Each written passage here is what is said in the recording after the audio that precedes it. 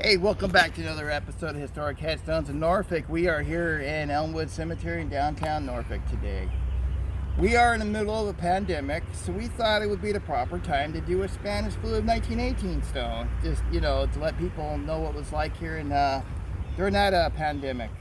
We're going to be talking about Myra Bonney. She was born in 1878 and died 1918. Look through the newspaper headlines in Hampton Roads during the early fall of 1918. It's all about the American troops heading to Europe for World War I.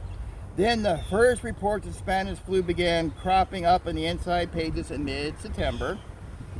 Barely noticed before jumping to the front and dominating the local news for more than a month with stories of sickness, quarantine, and death.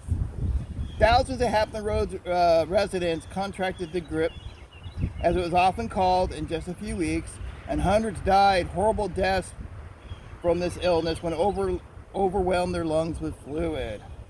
So staggering were the numbers of the sick and dead by early October that public health authorities closed schools, government buildings, and prohibited Sunday church services across the region. Does that sound familiar? Because we're going through that right now.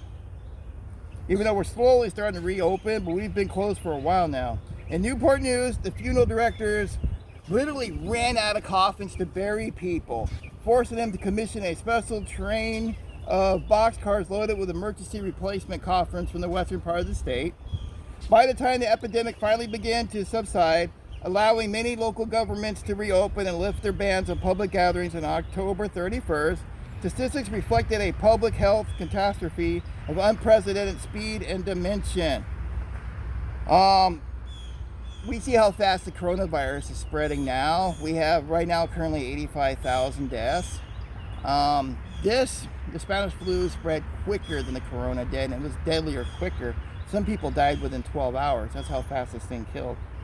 There was nearly 9,000 cases reported in Norfolk at the height of the illness. Another 8,000 had cropped in Newport News by October 8th, including some 3,500 at the shipyard alone. And even with this current virus, the shipyards in Newport News are a major hotspot even now. So relentless with disease that numbed officials quickly became used to seeing the number of cases triple, even quadruple in a single day. And the daily death toll run into the teens and 20s. Hastily converted schools housed the overflowing wards, where overworked doctors and nurses temporarily permitted the use of banned whiskey to treat their suffering patients.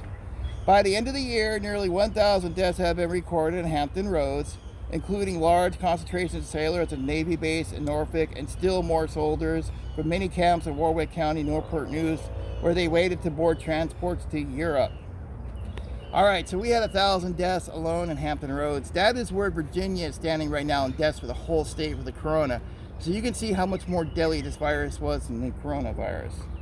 But an unknown number of deaths went unreported because they never made it to a hospital or doctor.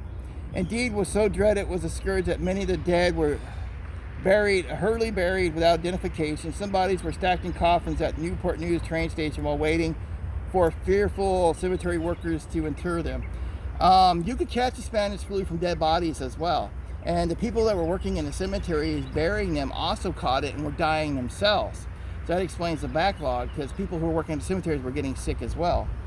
So this flu ended up killing 50 million across the world. It was so devastating. I've read reports where families were just wiped out in 12 hours. They used to have trucks driving around ringing a bell, bring out your dead.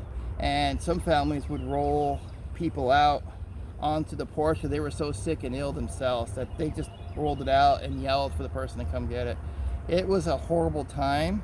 I even read that some cities lost power because they didn't have enough people to work, power plants, water was turned off, not enough people to work that. It was just a horrible time. All right, guys, take care and have a great day. Stay safe during this pandemic. I don't want none of you guys getting sick. Please social distance and do what you got to do to stay safe. Take care, guys.